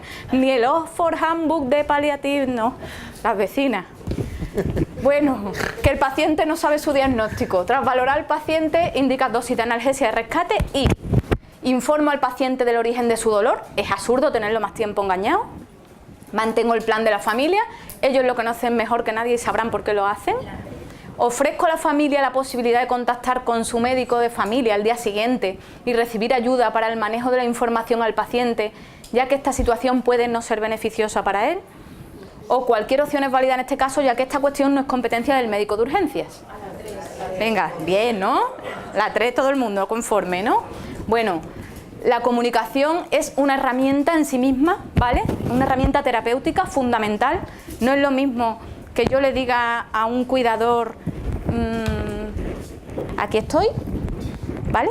Para lo que necesites, me llamas al teléfono de la consulta, estoy disponible, si tienes cualquier problema puedes llamar al 112, al 061, si no mañana me llamas, mañana te pregunto, me voy a que tú le digas a la cuidadora, así tú estás en la casa y tú le dices que si tiene algún problema me llamas y si no llamas al 112, venga, ya me paso esta semana a ver cómo está, ¿vale? Tiempo, la silla, sentarnos con los pacientes, sentarnos con los cuidadores, cuidar a los cuidadores, ¿vale? Porque a veces se puede dar una situación ya de claudicación familiar, que puede ser un criterio de ingreso del paciente o de buscar algún otro recurso, detectar el síndrome de sobrecarga del cuidador, para eso está la escala de Zari, y si no, muchas veces solamente hablando y dedicando tiempo lo podemos detectar, ¿vale? Porque el cuidador normalmente ha dejado su vida para cuidar. Ha perdido su vida social, puede tener, aparte de una sobrecarga física, psicológica, la pena, el sueño, la culpa. Hay que trabajar mucho la culpa con las familias, porque la culpa luego conduce a muchos duelos patológicos. Y si hay dos cosas malas de verdad para un ser humano, una es el miedo y otra es la culpa. Y eso hay que trabajarlo, ¿de acuerdo? Tras atender en la última semana a varios pacientes de tu cupo, bueno, no os lo he dicho, el pacto de silencio hay que trabajarlo con la familia, pero siempre validar la buena intención de la familia. Sabemos que ellos lo hacen por su propio miedo, la mayoría de las veces. Y para proteger. Y para proteger. Sabemos que lo hacéis por ahorrarle sufrimiento, pero a lo mejor tú piensas cómo estarías tú en esa situación, a lo mejor a ti te gustaría que te hablaran claramente, ¿no? Porque, mira, imagínate que quiere deciros algo, que quiere hacer algo y no lo está haciendo porque es que realmente no sabe que le queda poco tiempo para hacerlo, ¿vale? Tras atender la última semana a varios pacientes de tu cupo en situación de últimos días y su familia, se te presenta un nuevo caso que atender, lo cual te incomoda y te crea ansiedad, habiendo tenido ya varios desencuentros con la familia del paciente. ¿Qué hacemos? Intento validar mis sentimientos, puede ser positivo tanto para el paciente y la familia como para mí, que el caso lo lleve un compañero. Es una reacción normal por estrés, al paciente le ha tocado, mala suerte, me ha pillado el día. El síndrome de burnout no es frecuente en profesionales de la salud. O lo más sensato es convencer a la familia de que lo trasladen al hospital y pidan un ingreso, ya que en este momento yo no estoy capacitada para manejarlo. ¿Qué pensáis? La 1, ¿verdad? ¿Todo el mundo conforme? Vale. Tenemos que autocuidarnos también, ¿eh? tenemos que... A todos nos da miedo hablar de la muerte, no nos han formado, no nos forman en la carrera, y ahora ya un poco más, ¿no?, en el MIR y tal, pero tenemos muy poca formación en comunicación. Tenemos que formarnos en counseling y tenemos que intentar validar nuestras propias emociones. No es malo estar cabreado en la consulta, no es malo estar triste, no es malo que un paciente te agobie, no es malo, lo único que tú te lo tienes que reconocer, lo tienes que validar. Sí, me siento así, este paciente me agobia porque no sé qué hacer, este paciente me enfada porque no lo aguanto, o este paciente me crea mucha ansiedad porque no lo manejo. Lo validamos, cogemos aire y a partir de ahí pues ya intentamos mejorar también nuestra relación afectiva con él, ¿vale? Bueno, estamos acabando ya. El duelo. En la atención al duelo por el médico de familia, ¿qué os parece más correcto? Respetar la intimidad en las primeras fases del duelo, prescribir ansiolíticos de forma habitual a las personas en duelo. Aunque no se nos solicite ayuda, deberíamos intervenir precozmente en el duelo normal. O prescribir antidepresivos si aparecen síntomas de desesperanza en cualquier fase del duelo. ¿Quién diría la 1? ¿Quién diría la 2? Que es una cosa que hacemos mucho. Todos, vamos. Nadie diría. Tú estás entre la 1 y la 3. Vale. Bueno. Claro, lo que Esto también salió en Galicia. Ahí quizá porque pone intervenir, pero sí es verdad que también podría ser válida por como tú estabas pensando, porque una de las funciones como médico de familia es que detectemos posible duelo complicado. El duelo es una reacción normal ante una pérdida. La gente tiene duelo cuando vende un coche, pues no lo va a tener cuando se le muere alguien que le quiere o cuando se te muere un perrito. Y tiene sus fases y hay que respetarlo. El paciente Entonces, tiene que saber que estamos ahí. Eso sí es siempre. verdad que nosotros como médicos de familia, y eso va un poco encaminado a lo de cuidarnos nosotros y demás, que lógicamente, ¿no?, aquí nos pasará, tenemos poco tiempo, muchas cosas que hacer, mucha burocracia, estos pacientes requieren tiempo, pero tenemos la ventaja de que todos estos pacientes y las familias, al ser sus médicos de familia, podemos tener una continuidad en el tiempo. Eso es lo que nos va a ayudar también precisamente al duelo. En la unidad de paliativos de Ourense, de mi ciudad, se le manda una carta a todos los familiares. Falleció un paciente eso. en unidad de paliativos. No le he traído, pero eso lo estoy programando porque es una carta excepcional. Nosotros hemos tenido una experiencia cuando hemos estado juntos, que hacíamos talleres para personas de duelo que lo utilizábamos para captar pacientes en riesgo de duelo complicado. A mí los pacientes. Además de la carta, le enviábamos la carta, le invitábamos una invitación, hacíamos 4 sesiones al año y entonces era una sesión con familiares, algunos no conocíamos, podían venir cualquiera para poderlo detectar. De hecho se va a publicar ahora, este mes se publica. ¿Vale? Bueno. Y la verdad iba muy bien porque a partir de ahí es verdad que pacientes, sobre todo con psicopatología previa, que no estaba diagnosticada, que el duelo sirve de desencadenante. Y es muy interesante eso. Sobre todo patología psiquiátrica muchas veces también. Se nos acaba el tiempo, solamente una última pincelada de lo que es nuestro decálogo, las ideas que nos tenemos que llevar, nuestra unidad a tratar, pacientes, familia, valoración dinámica y valoración integral siempre con el objetivo de darle al paciente y a la familia la máxima calidad de vida, ¿vale? Tratamiento de los síntomas, control de síntomas y de aquellos más frecuentes, manejo efectivo del dolor, que no se nos escapen las urgencias más importantes, compresión medular, hipercalcemia, síndrome de vena cava superior, sobre todo compresión medular, manejo de la situación de últimos días, uso de la vía subcutánea sin miedo, con tranquilidad, porque es una vía práctica fácil. Además pensar que siempre yo lo digo en los talleres, no quiero que se olvide, que la vía subcutánea la podemos utilizar en un paciente crónico avanzado. Por ejemplo, en verano, nosotros los que somos del sur se deshidratan los abuelos, le hacen una hipodermia de crisis en casa o incluso para antibioterapia. Nosotros hemos utilizado mucho la vía subcutánea para pacientes y le estamos evitando una hospitalización, con lo cual no solamente no solo para paliativo.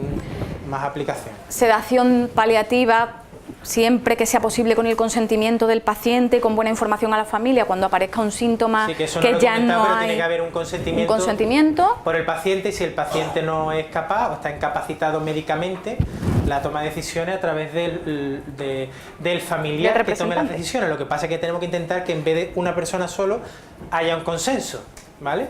Pero sí, que luego aparece, el representante. que luego aparece el hijo de Madrid o el hijo de Bilbao en el último momento, y eso provoca una claudicación familiar y te tienes que acabar llevando al paciente al hospital cuando a lo mejor había un plan de cuidado estupendo establecido, ¿vale? Y consensuado con ellos. La comunicación, acordaros, comunicación verbal, comunicación no verbal, cuidad siempre todos los detalles porque con la comunicación tratamos al paciente, ¿vale? Validar el pacto de silencio, ayudar a la familia si lo necesita a desmontar el pacto de silencio, cuidarnos nosotros y manejar el duelo como una situación normal en la vida no tiene tratamiento, pero detectar siempre esta alerta de la aparición de signos de duelo patológico. ¿Vale? Nos vamos a despedir porque no nos queda tiempo, lo único que vamos a... Si me permitís, como no llevan nombre, alguien... Bueno, los leo yo. Hemos dicho, bueno, habéis dicho, aquí hay alguien que no se querría ir de la vida sin ver a mis hijos capaces de valerse por sí mismos sin mí. Otra persona dice que no se quisiera ir de la vida sin viajar con su familia y amigos a cualquier parte del mundo y recordarles que les quiere. Otra no se quiere ir de la vida sin decirle a sus seres queridos que los quiere y hacerles saber cómo han sido de importantes en esta vida. Fijaros cómo, ¿no? Parece que escribimos que parecido, ¿no? Por aquí hay más. Si nos importa, nos lo vamos a quedar, ¿vale? Sí. Otros sin asegurar el futuro de sus hijos. Voy a leer un par de ellos más, poco más.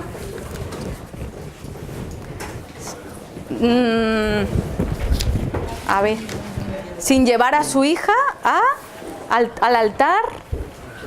No entiendo la letra. Pero que me perdone quien sea, pero no entiendo la letra.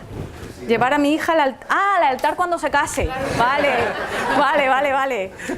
Irme de viaje con mi familia y amigos y allegados. Ver un atardecer en la playa. Yo también, ¿eh? Yo me quiero morir mirando Bajo de Guía, que está ahí, ¿eh? A ver, entre otras cosas. Y ya, venga, vamos a leer alguno más. A ver. Sin haber visto una aurora boreal con mis personas queridas. Bueno, muchas gracias. En resumen, lo que tenemos que llevarnos es que tenemos que intentar siempre transmitirle al paciente la esperanza de que se vaya con sus deseos cumplidos, como a todos nos gustaría irnos. ¿Vale? Y nada más. ¿Hay alguna, si alguien quiere alguna duda o quiere pinchar la subcutánea o lo que sea, que se quede. Sí, me apuntas el correo y yo te lo mando.